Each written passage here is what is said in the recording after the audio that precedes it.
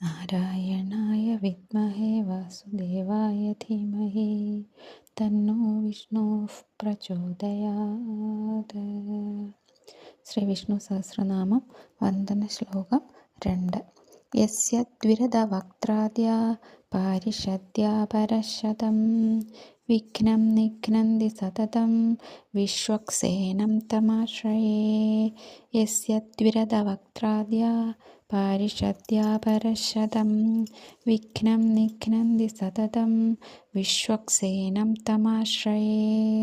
ആരെയാണോ ഗണപതി ഭഗവാനും മറ്റ് ആയിരക്കണക്കിന് പാർഷദന്മാരും സേവിച്ചു കൊണ്ടിരിക്കുന്നത്, അങ്ങനെയുള്ള വിഷ്ണു ഭഗവാനോട് സർവ്വവിഘ്നങ്ങളും ശമിപ്പിക്കാനായി പ്രാർത്ഥിച്ചു കൊള്ളുന്നു.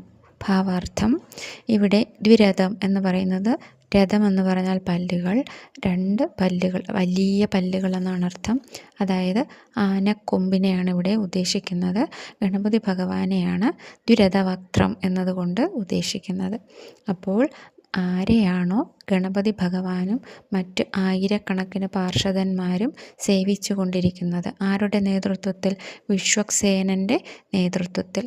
വിശ്വക്സേനൻ എന്ന് പറയുന്നത് വൈകുണ്ഠത്തിൻ്റെ കാവൽക്കാരനും മഹാവിഷ്ണുവിൻ്റെ സേനയുടെ സർവ്വസൈന്യാധിപനാണ് വിശ്വക്സേനൻ.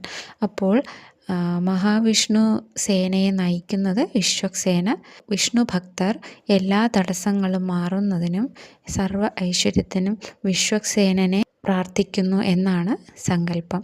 വിഘ്ന നിവാരണത്തിന് സഹായിക്കുന്നത് മഹാവിഷ്ണു ആണെന്നാണ് ഇവിടെ പറയുന്നത്.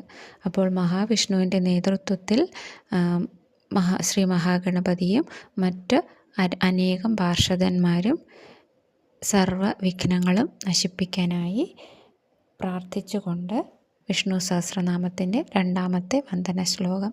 യസ്യ ദ്വിരദവക്ത്രാദ്യാ പാരിഷദ്യാ പരശതം വിഘ്നം നിഘ്നന്തി സതതം വിശ്വക്സേനം തമാശ്രയേ.